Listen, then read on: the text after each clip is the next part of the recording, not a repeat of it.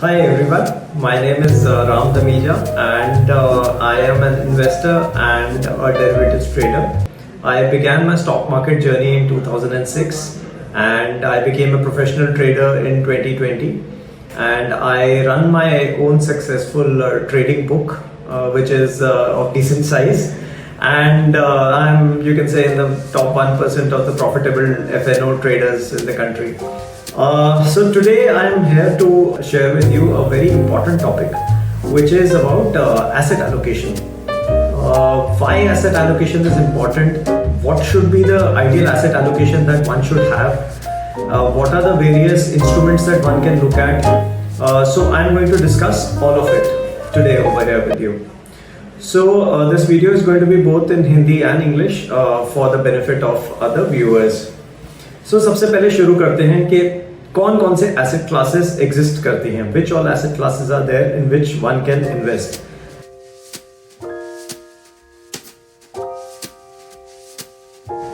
So there are various asset classes starting right from equities to gold to real estate to cash to FD.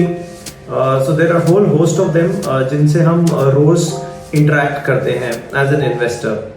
Now the question comes in is कि which asset class gives the highest return amongst all these. Now what has been seen is over the years the historical average of these asset classes varies a lot, and उसका एक reason भी है कि ये हर asset class का returns अलग क्यों होता है. So if you look at equities is traditionally being the highest rewarding asset class amongst all the other asset classes. Now ऐसा क्यों है? This is because equities are a fractional ownership of business, and business जो होता है वो आपका inflation plus GDP growth के ऊपर deliver करता है. So all the listed companies that are there usually end up in a basket called as an index. The top companies end up in an index, and what has been seen is over the years the indexes have given a return of anywhere between 12 to 14% on a long-term basis. This I'm talking about the top index. If you go down the broader lane, जैसे कि Nifty 500 है, उनका return 1-2% ज़्यादा होता है क्योंकि उसके अंदर छोटी कंपनियां भी आ जाती हैं. जितना छोटी कंपनी, जितना छोटा बिजनेस, उतना फास्ट ग्रोथ.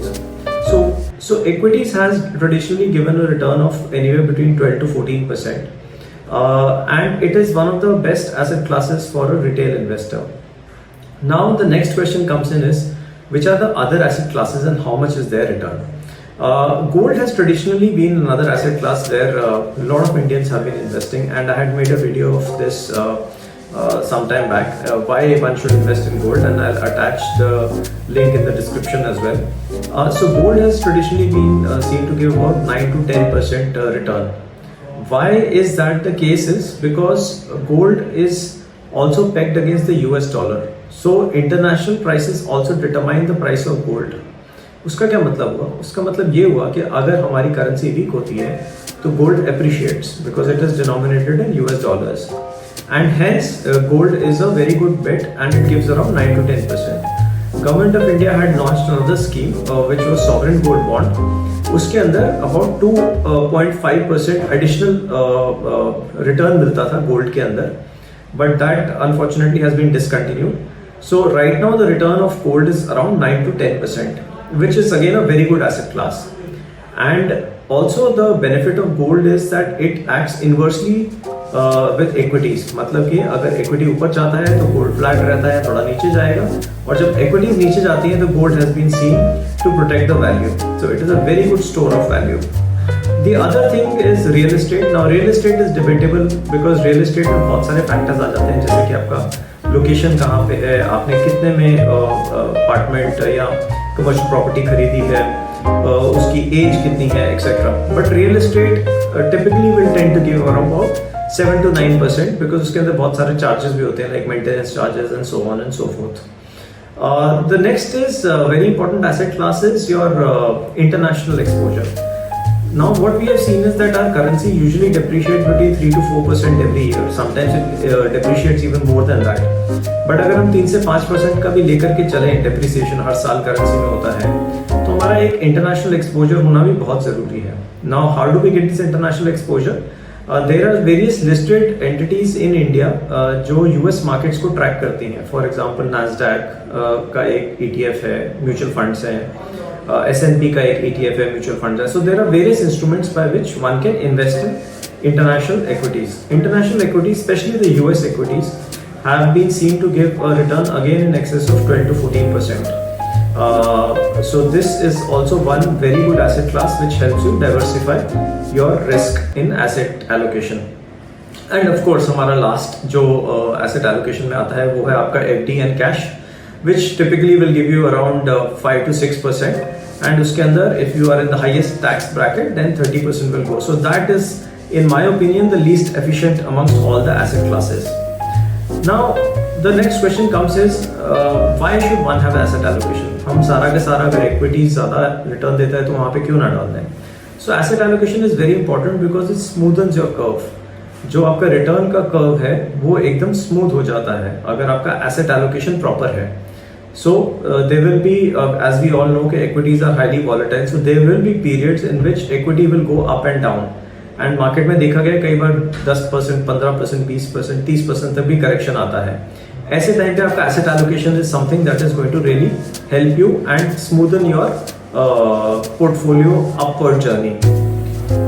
उसके बाद हमने अब बात करी एक्सपेक्टेड रिटर्न्स की. एक और इम्पॉर्टेंट चीज़ है कि हमारे पास कैश क्यों होना चाहिए इन ऑल दिस. अगर कैश हमारा सबसे कम रिटर्न देता है, सो कैश का रिक्वायरमेंट एक एसेट एलोकेशन में इसलिए रहता है because cash helps you in terms of emergency, and also cash helps you in terms of periods when there is a market fall.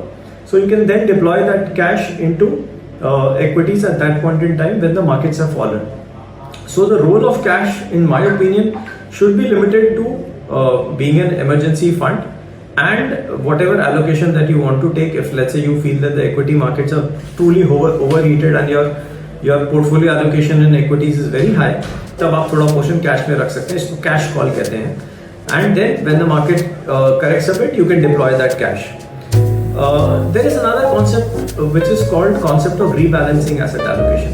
Now what does that mean? ये इसका मतलब ये होता है कि हमने अगर एक बार एसेट एलोकेशन के अंदर डिसाइड कर लिया कि मेरा लेट्स से 50-55% इक्विटीज में होगा, 10% गोल्ड में होगा एंड सो ऑन. अगर वो एलोकेशन से बहुत ज़्यादा हो जाता है at any given point in the year, for example stock market काफ़ी ऊपर चला गया तो आपका इक्विटीज़ का जो एलोकेशन है वो 55 से बढ़ के 75 हो गया, then there is a need for rebalance.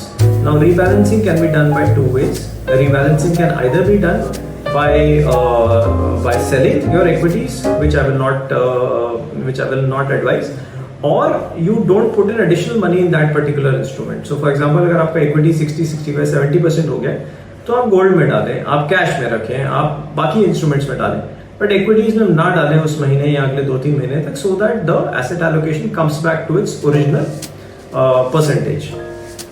And finally the last thing I would say to generate wealth through asset allocation is that you have to have very high discipline.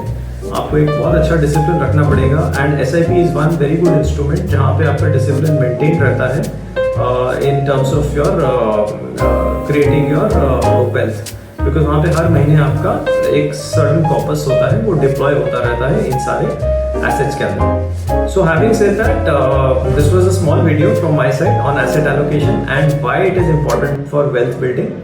If you like this video, please do share it with your friends, do subscribe to the channel, and this will help me come up with more such videos in the future. So do let me know in the comment section how did you find the video and what else would you like me to cover in the upcoming videos. So thank you so much and I hope to see you soon. Bye.